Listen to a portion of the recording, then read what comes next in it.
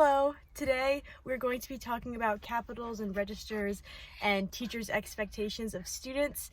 And today I brought my best friend's boyfriend's dog, Ginkgo. He's a Shiba Inu for the vlog today.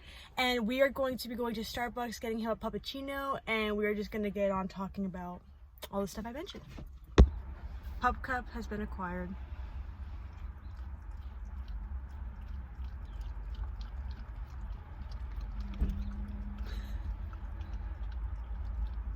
Now that we have our pup cup and my own beverage as well, we're now going to be talking a little bit about, as I said, different capitals and different registers and how that affects the expectations that teachers have for students, and how this can lead to negative expectations depending on the way that students speak in school. And I would just like to mention real quick that the reason Ginkgo is here with me today is to serve as kind of an analogy for what I'm about to talk about. So, different types of capitals, such as social and linguistic capitals, and different situational registers affect the expectations that teachers have for secondary students, and that they expect their students to talk and basically speak English in a certain way. So many teachers will focus on students having good grammar and using proper English while they're at school. And they basically expect students to speak and write in a certain format and in English that feels acceptable to the teacher. Yet this can have a very negative effect on students. And according to Judith Baker's passage on trilingualism, there could be 3 different types of English that people can develop. This includes the English that they speak at home. This includes the English that they speak at school. And it's kind of the formal language that's also learned at school, and also professional language that they will use in a professional setting, like a job. And usually this language is learned at a job or in college. So I personally cannot relate to speaking a different sort of English, like that's kind of mixed with another language, like Spanglish or something like that. However, I do speak differently at school than I do at home. I speak differently at my job than I do at school and at home. So it all depends on the person, and sometimes we don't even realize that. I may speak different to a person as I do to Ginkgo, like when you say happy voices or whatever, but it all depends on the person. It's very natural to switch back and forth between how exactly you want to express yourself. And so, depending on the register that I'm in, if I'm at school, home, or at work, I will change the language that I use and how I articulate it. And it's something we all do. It's very natural. Sometimes we don't even realize it. However, there are students and people out there that feel limited and restricted on how they should speak in everything they do, especially when they're in school. Especially in school, in many cases, students will do everything they can to speak in certain ways to avoid judgment or avoid lecture on how they speak. I'm going to take a quote from the passage on trilingualism here. For example, some Latino students reported that they feel more comfortable in the world if they always present themselves in formal English around non-Latino people. Others felt inauthentic dropping their accent or their Spanglish. So it all depends on the person, but overall, when teachers expect students to talk in a certain way, students either feel really uncomfortable with that, or they feel like they can't express themselves the way that they're used to, and their form of English is perfectly okay. But these negative expectations create a dichotomy between the different forms of English, and this puts like a lot of pressure on students, and it doesn't really have any benefits if it's strictly just teachers correcting students for using a wrong form of English, when in reality it's not wrong, it's their version and it's completely fine. And when this English dichotomy is set, it creates a lot of negative effects on a student's academic motivation, on their emotional health, their self-esteem, and basically just their motivation to just complete their tasks and stay motivated in school. In addition, according to some of the research that I did for my own facilitation, when this strict negative English dichotomy is set, students tend to speak up less in class because they're scared that they're, again, going to feel judged for the way that they speak. They shut down, they don't want to do their work, they do less schoolwork because they feel ashamed to speak that the way they want. And moreover, in terms of capitals like social and linguistic capitals, as I mentioned earlier, different experiences and capitals that students possess have influence on how they approach school in terms of not only how they speak, but also how they interact with other people, understand, interpret knowledge, and how they live at home. So, but the problem with this is that even though we all come from different backgrounds, we all come from different experiences and the things that we've seen and the things that we've learned growing up, teachers will evaluate, judge, and award students based on the capitals that certain students have, which could be extremely unfair and just biased towards people with a certain background that speak a certain way and stuff like that.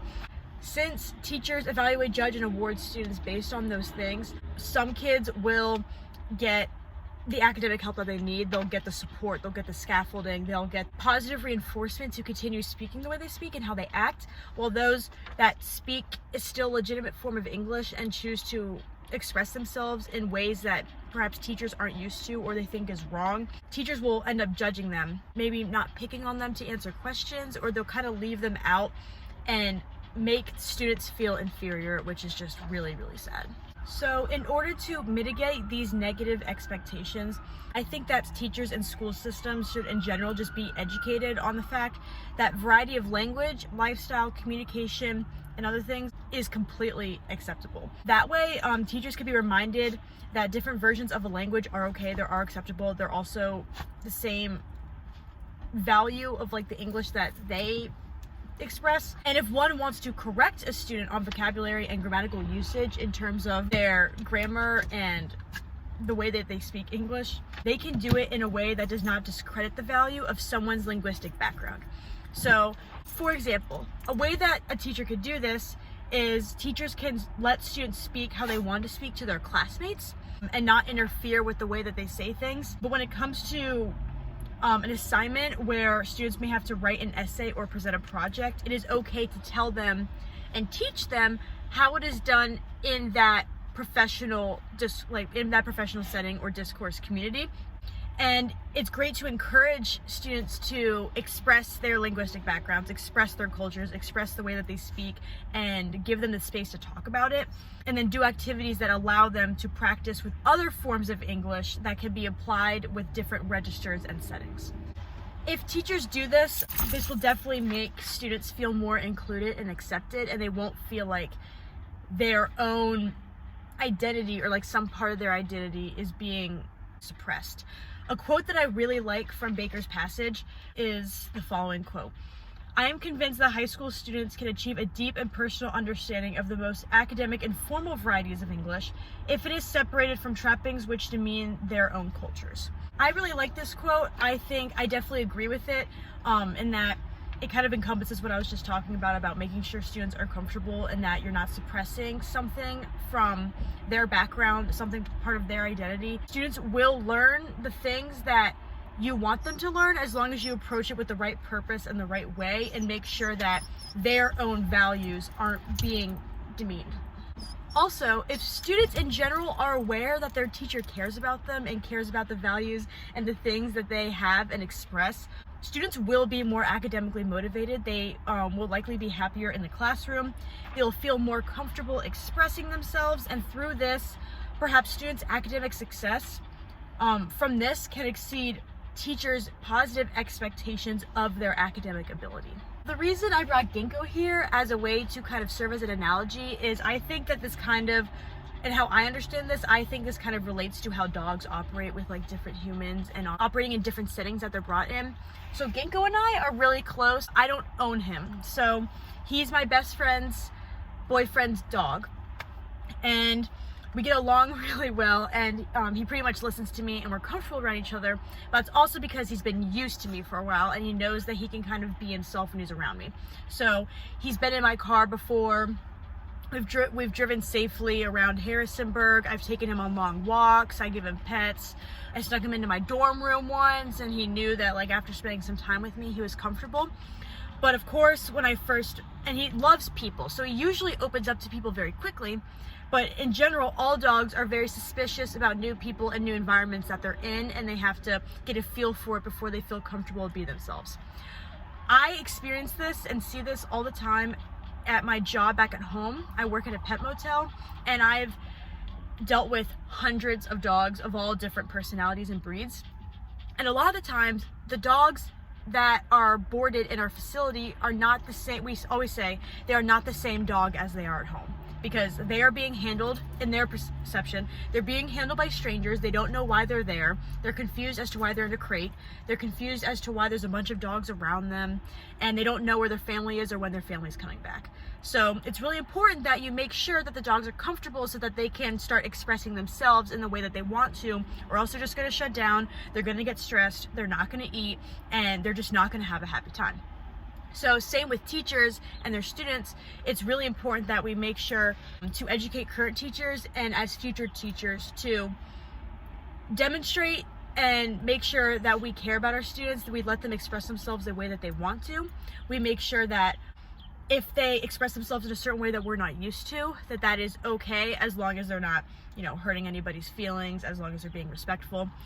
In general, the English that they speak, even if it's a different version, or if it's, if it's Spanglish or something like that, then that is perfectly okay. It's perfectly acceptable, and there are definitely certain ways in which we can educate them to talk in certain registers, but still maintain the capitals that they have, because they're just as valuable as everybody else's. So thank you so much for watching my first vlog. Ginkgo definitely enjoyed it, so I hope you learned a little bit about registers, capitals, and expectations in school, and I look forward to seeing you in my next vlog.